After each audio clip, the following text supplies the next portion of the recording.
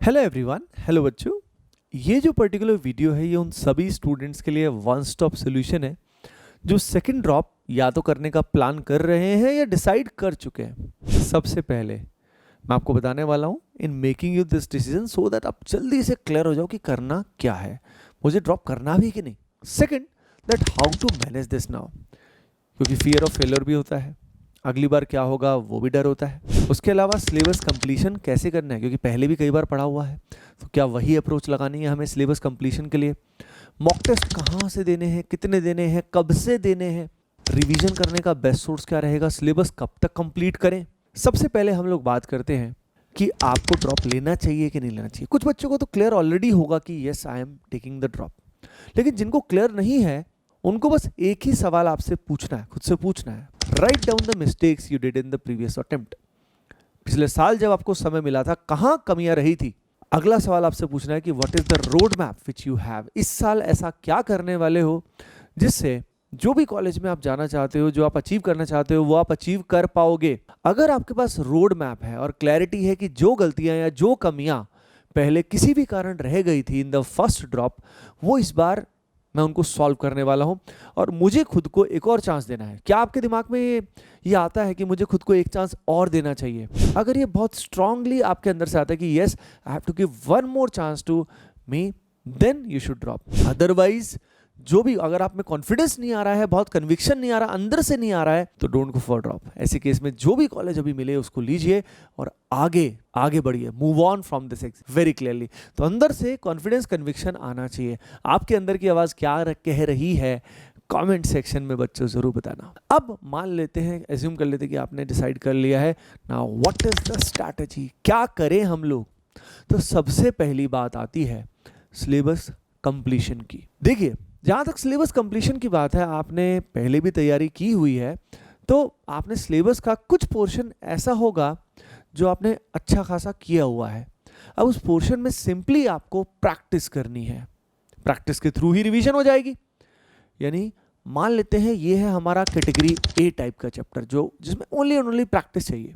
इन chapters को आप identify कर लें पीसीएम के अंदर। सेकंड कैटेगरी ऑफ चैप्टर्स बच्चों क्या होते हैं? सेकंड कैटेगरी वो है जिनमें आपने ठीक ठीक किया हुआ है लेकिन आपको रिवाइज करना होगा और प्रैक्टिस तो करना ही होगा। तो ये है कैटेगरी बी चैप्टर्स, जिसमें आपको रिवीजन भी करना है, प्रैक्टिस भी करना है। Now here comes the category C. ये वो चैप्टर्स हैं जो आपको एक तरह से ढंग से आते ही नहीं है, जो आपको कंप्लीट करने हैं और स्क्रैच से दोबारा पढ़ना है। ये है कैटेगरी सी। आप खुद ही बताइए कि आपको, यानी अब पूरा सिलेबस कवर करना है क्या? दोबारा से कवर तो करना है लेकिन पूरा सिलेबस दोबारा पढ़ना नहीं है। तो दैट्स अ ग्रेट न्यूज़, है ना बच्चों? तो यहां पे आपको कैटेगरी सी के साथ ए और बी लेके पढ़ना है। एक इंफॉर्मेशन मैं आपको दे देता हूं, हो सकता है आपको हेल्प करे, और अगर आप उसमें इंटरेस्टेड हैं तो आप उसको ज्वाइन भी कर सकते हैं। बच्चों, इन्हीं बातों को ख्याल में रखते हुए सेकंड ड्रॉपर्स के हिसाब से 22 जून से आ रहा है एकलव्य 2.0 बैच। हो सकता है वो आपके लिए काफ़ी हेल्पफुल हो, क्योंकि उसमें इन सारी बातों का ख्याल रखा गया है। उसमें आपको फुल लेंथ लेक्चर्स तो मिलेंगे ही मिलेंगे, उसके अलावा भी ये जो प्लानिंग है कि ए, बी और सी को किस तरह से मैनेज करके चलना है, अलोंग विद गाइडेंस, मेंटरशिप, इस पूरी जर्नी में मोटिवेशन, राइट स्टडी मटेरियल और बहुत बहुत सारे मॉक टेस्ट। तो अगर आप एकलव्य 2.0 बैच का हिस्सा बनना चाहते हैं और हमसे पढ़ना चाहते हैं, हमारी कोर फैकल्टी टीम से पढ़ना चाहते हैं, जिसमें मैं भी आपको पढ़ाने वाला हूं, प्लस आपके regular weekly live guidance session भी लेने वाला हूं, तो आप इसका हिस्सा आज ही बने। 22 तारीख से, 22 जून से आपकी क्लासेज शुरू हो रही हैं। नाउ द पॉइंट इज कि अब आपने सिलेबस कंप्लीशन करना शुरू कर दिया। ध्यान रखिए कि इसके साथ साथ आपका प्राइम फोकस होना चाहिए प्रैक्टिस का, क्योंकि आप में बहुत सारे बच्चे ऐसे होंगे जो जहां प्रैक्टिस पे मार खा गए होंगे, जिन्हें प्रैक्टिस सफिशिएंट नहीं की और ड्रॉप ईयर में हो सकता है उन्होंने थ्योरी या सिलेबस कंप्लीशन में लगे रह गए होंगे। हुआ है ना ऐसा बहुत स्टूडेंट्स के साथ, या डिस्ट्रैक्टेड हो गए होंगे। जो भी कमियां रह गई, जो आपकी कमियां रही, कमेंट सेक्शन में जरूर बताना कि कौन सी गलतियां आपसे हो गई या क्या कमी रह गई थी। वो गलतियां इस बार मत करना बेटा बिल्कुल भी, या मिनिमाइज करना उनको। अब इससे क्या होगा, एबीसी में डिवाइड करके आपका सिलेबस कंप्लीशन बड़ा फास्ट होगा। आप सी के साथ ए और बी कैटेगरी के चैप्टर तो बहुत स्पीड से होंगे और सी वाले भी कवर होते जाएंगे। मान लीजिए आपको 50% ही चैप्टर सी में है तो आपकी तो मौज हो गई। 50% चैप्टर्स जो है वो फर्स्ट अटेम्प्ट से पहले बहुत मजे से हो सकता है ना। और ए और बी तो आपको कवर करना ही है ऑब्वियसली, लेकिन उसमें तो आपको मेनली प्रैक्टिस पे, रिवीजन पे फोकस करना है। तो रिवीजन वाले लेक्चर्स को देख के उसके साथ प्रैक्टिस करिए बढ़िया से। Now the point is practice कहाँ से करें। तो देखो, अगर आप एकलव्य 2.0 बैच में होगे तो वहां पे जो आपको मटेरियल मिलेगा वो बहुत ही रिलेवेंट है जेईई मेंस के, वो तो आपको करना ही है। अलोंग विद, आप जानते हो सबसे इंपॉर्टेंट इस समय जेईई मेन के जो PYQ हैं लास्ट 5 साल के 5 इयर्स, वो सबसे गोल्डन है। उसमें एक एक क्वेश्चन को ढंग से सॉल्व करना है। एक बात मैं आपको बताना चाहूंगा कि प्रैक्टिस में सबसे इंपॉर्टेंट जो होता है वो होता है बच्चों quality. Focus on the quality rather than quantity. मतलब आप अच्छे क्वेश्चंस पे ज्यादा फाइट मारिएगा, तभी आपके वो सी कैटेगरी के चैप्टर और बी कैटेगरी के इंप्रूव होंगे। ए तो आपको वैसे भी अच्छा से आता है, यानी जो आप ऑलरेडी जेईई मेन लेवल के सवाल कर पाते हो उनको तो बस स्ट्रांग रखना है, उसमें तो डिफरेंट वैरायटी के क्वेश्चन करने हैं।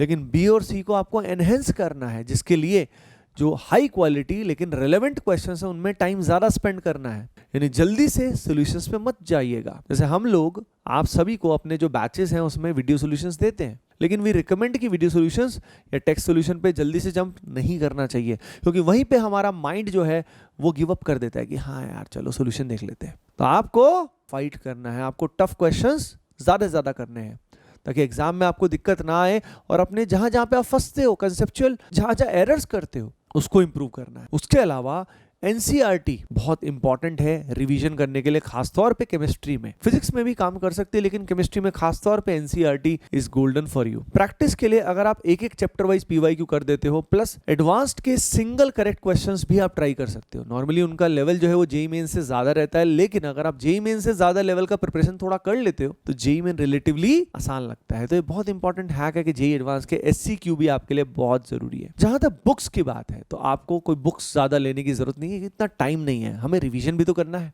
राइट? तो उतना ही करें, यानी limited material maximum revision is the key. बुलजाई रहना है आपको, you have to focus, right? You have to stay relevant. अब प्रैक्टिस में याद रखिए एक होता है टाइम बाउंड प्रैक्टिस, यानी रेगुलरली चैप्टर्स के टेस्ट आपको देने बहुत जरूरी है। अब चैप्टर्स के टेस्ट जो हैं फुल लेंथ टेस्ट हैं, कब से दें? तो भाई आपको अभी से जैसे ही प्रिपरेशन स्टार्ट करें एवरी 2 से 3 वीक्स में आपको टेस्ट देने हैं, और लास्ट में फ्रीक्वेंसी आपको टेस्ट की बढ़ा देनी है। ये मत सोचना पहले मैं सिलेबस कवर करूंगा और फिर ऐसा ऐसा करूंगा, ऐसी गलती मत करिएगा। Test as soon as possible दीजिएगा, जिसमें AOTS ATP online test series, जो इंडिया की one of the most relevant test series है for JEE main, that will help you. AOTS को आप डायरेक्टली ATP स्टार ऐप या वेबसाइट से अभी आज ही ज्वाइन कर सकते हैं और उसके टेस्ट देना शुरू कर सकते हैं। वहां पे आपको part test, full test along with बहुत सारे चैप्टर वाइज टेस्ट भी आपको मिलेंगे, जिसमें PYQs को आप एज अ टेस्ट भी अटेम्प्ट कर सकते हो। So you must go for it. बहुत बच्चे प्रेफर करते हैं उसको। तो प्रैक्टिस यानी मॉक टेस्ट जो है वो आपको देना है। अब ये बताओ सिर्फ मॉक टेस्ट देने से काम चल जाएगा क्या? नहीं ना, मॉक टेस्ट के साथ उनको एनालाइज करना भी बहुत जरूरी है। तो एक मॉक टेस्ट एनालिसिस नोटबुक बनाइएगा और उसमें लिखिएगा कि भाई टेस्ट पेपर का नाम क्या है और कौन कौन सी गलतियां हुई। याद रखना 2 या 3 बार मॉक टेस्ट को एनालाइज करने से आपका इंप्रूवमेंट पक्का होकर रहेगा। क्लियर है बात? समझ में आई आप सभी को? तो इस तरीके से आपको प्रैक्टिस करनी है, मॉक टेस्ट कहां से देने हैं। अब ये सारी चीजों में मोमेंटम कैसे मेंटेन होगा, क्योंकि फियर भी होता है, मोमेंटम भी लूज होता है। उसके लिए आपका रूटीन सही होना चाहिए, आपकी स्लीप साइकिल सही होनी चाहिए। रात को 10 से 11 बजे सो जाना और सुबह 5 से 6 बजे तक उठ जाना, और उठने के बाद एक्सरसाइज करना, प्रभु को याद करना, भजन या फॉर एग्जाम्पल मंत्रा चैंटिंग करना। फॉर एग्जाम्पल हरे कृष्णा महामंत्र, गायत्री मंत्र, महामृत्युंजय मंत्र बैकग्राउंड में रन कर लीजिए या खुद चैंट करिए, बहुत शक्ति मिलती है। और बच्चों जितना हो सके अगर आप डिस्ट्रैक्शंस मिनिमाइज करना चाहते हैं तो कहना आसान है, लेकिन उसको करने के लिए आपका खान पान सही होना चाहिए, आपको ब्रह्मचर्य का पालन करना है, जिसके लिए आपकी वाइब्रेशनल फ्रीक्वेंसी हाई होनी चाहिए। तो सिर्फ कहने से नहीं होता कि डिस्ट्रैक्शन मत करो, ये मत देखो, ये मत सुनो, ये मत, नहीं। कंट्रोल कैसे होगा, मन पे कंट्रोल कैसे होगा?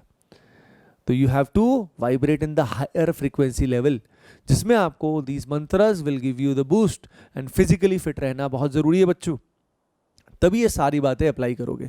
सिलेबस कंप्लीशन दिसंबर एंड तक करो, कोई दिक्कत नहीं है, लेकिन उसके साथ साथ रिवीजन भी कॉन्टिन्यूसली चलना चाहिए। रिवीजन को कॉम्प्रोमाइज नहीं करना है, और रिवीजन के लिए आप शॉर्ट नोट्स बना लीजिएगा। और रिवीजन का बहुत अच्छा तरीका होता है, शॉर्ट नोट्स बनाते हुए भी रिवीजन होता है और बाद में भी बहुत बढ़िया रहता है। जब शॉर्ट नोट्स हमारे बन जाते हैं। तो सिलेबस कंप्लीशन करते हुए ए, बी और सी कैटेगरी को मैनेज करिए। उसके बाद सेकंड मैंने आपको बताया, प्रैक्टिस के लिए आप सब AOTS का यूज़ कर सकते हैं, प्लस चैप्टर वाइज PYQs तो आपको करने हैं। मॉक टेस्ट कहाँ से देना आपके लिए सही रहेगा। स्टडी मटेरियल की जहाँ तक बात करें तो बहुत बड़ा अंबार मत लगा दीजिएगा। आपके क्लास नोट्स जो होंगे, खुद के जो शॉर्ट नोट्स होंगे, कुछ रेफरेंस बुक जो आपके टीचर्स बैच में रिकमेंड करें उसको फॉलो करें, एक रूटीन को फॉलो करें, है ना बच्चों।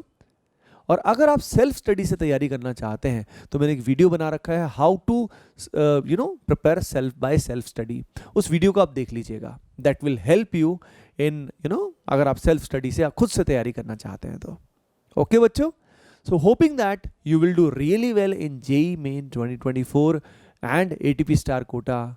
And me Vineet Khatri is always with you बच्चों। कोई और वीडियो चाहिए तो कमेंट सेक्शन में जरूर बताना। Bye bye, take care and keep preparing well. Love you all.